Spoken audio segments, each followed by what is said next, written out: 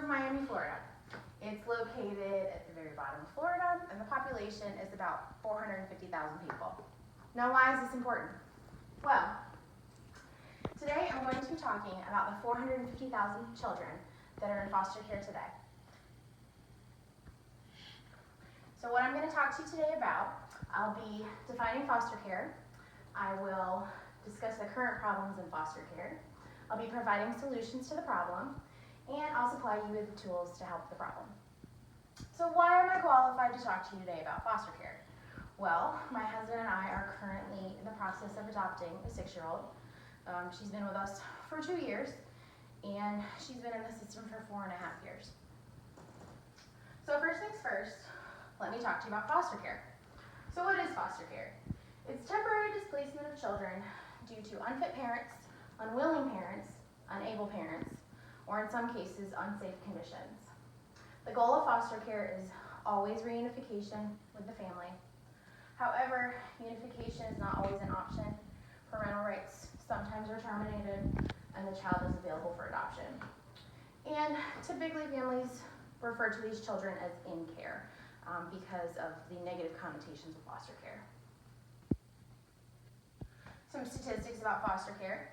The average age of children entering care or in care period is 7.5 years. Now, children can enter as early as birth and as late as the year before their 18th birthday. The average length of time that they're in care, 63% of children in care have been there between a month and 11 months, 28% between a year and 23 months, and there's 15% of children that have been in foster care between 2 and 3 years. And then there are smaller percentages that have been in foster care lifelong or longer than 5 years. Predominantly, there are boys in foster care and predominantly Caucasian. So 52% are male and 44% are Caucasian. So next I'm going to talk about the current problems in foster care. First of all, there's approximately 400,000 children in care. That is the population of Miami, Florida. And unfortunately, it's increased every year since 2006. The children, like I spoke about before, are between the ages of birth and 21. Many of the children in foster care are sibling groups, and the majority of them are older, and they're getting ready to age out of the system. And unfortunately, some children are medically fragile, requiring lifelong care. Another current problem in foster care is the lack of homes. Unfortunately, there's only 200,000 homes to raise 450,000 children. And the turnover rate is extremely high, anywhere between 30 and 60% nationally. The foster homes that are licensed today are crowded. Most foster families are required to take up to 5 children at a time based on needs. And frequently, multiple children are sleeping in the same room. I've heard cases where there are 3 and 4 children sleeping in 2 sets of bunk beds in a bedroom because the foster family could accommodate the children. And children, unfortunately, are being moved from home to home with little or no warning and with little to no belongings. Typically, children will move foster homes about 3 times before they exit care. And the third problem in foster care is the strain that it puts on the foster families. There's poor extended family support. A lot of times when a family decides that they will take a child in foster care, other members of the extended family, like aunts and uncles and grandmas and grandpas, don't really want to have anything to do with it, or the behaviors of the children are disruptive to other members of the family, and so they tend to shun them out. And there's little to no respite care between children. You could have a child leave your home at 8 o'clock in the morning and get a call at 5 o'clock that same day asking, will you take this child for me? We need a home for this kid. And additionally, children come with little to no belongings because sometimes the foster parents don't want to pass anything forward. So these kids will leave in with a trash bag of things. Sometimes it's not all of their things. Sometimes the one thing that they have in a foster home that's their security item, like a stuffed animal or a blanket, ends up getting left because the child's moving foster homes. And there are financial ramifications to partaking in foster care. The foster families need to provide clothing and diapers. They need to arrange childcare or after-school care based on their schedule. And there's also associated transportation costs for visitations. Foster families are required to allow the parents to visit, but if mom is in rehab 3 hours away, the child needs to be transported at the expense of the foster parent. Also, for any specialist medical appointments for the medically fragile children, it is the foster family's position to arrange transportation and furnish the cost. So there's 3 solutions that I have to help fix this problem. The first one is a solution to increasing the children in care to reduce it. Mandatory parenting classes, regardless of situation, because guess what? Children don't come with a manual.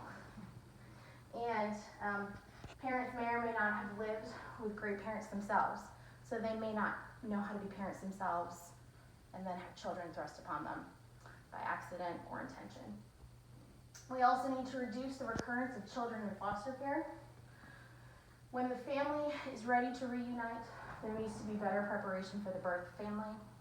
Sometimes there are anywhere between 3 to 5 children that they're reuniting in a house. They may be in 2 or 3 separate households at the same time.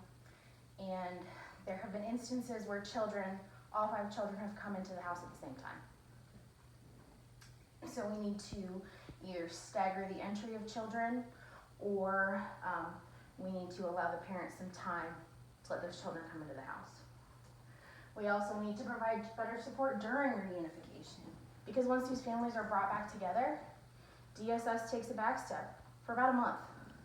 And it's very hard for a family of 2 recovering addicts to introduce 3 children back into the picture and expect them to do well. A lot of times these children will end up being pushed back out into the system.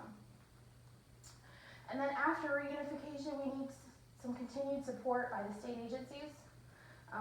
Frequently, birth parents will go back to the foster families and ask for advice. How did you do this? Why did you do this? And they won't go to the state agency for advice. And I think that if you're going to pull children out of homes, then you need to equip the family with the tools to bring them back in.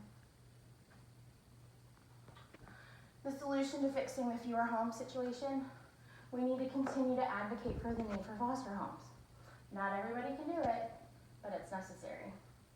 We also need to confront stigmas about children in care.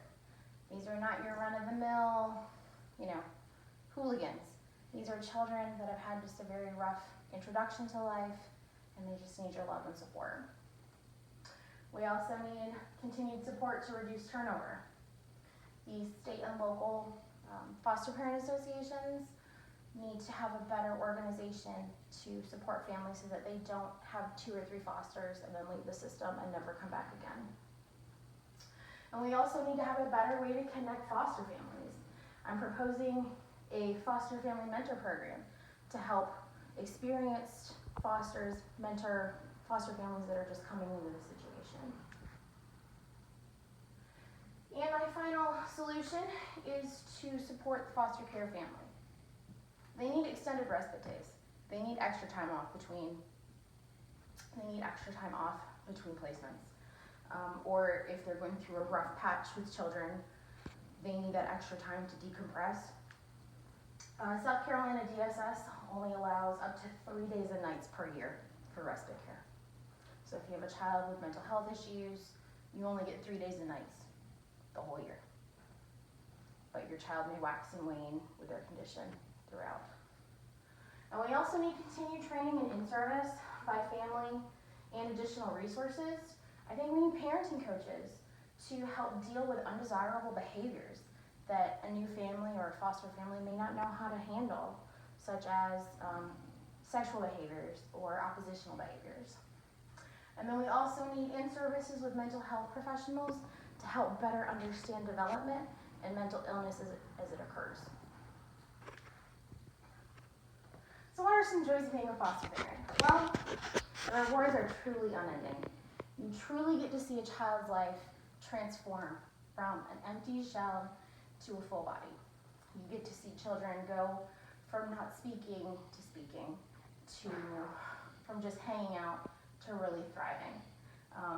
And what you're also doing is you're teaching your own family about the gift of service, about it's not all about you, it's about other people as well.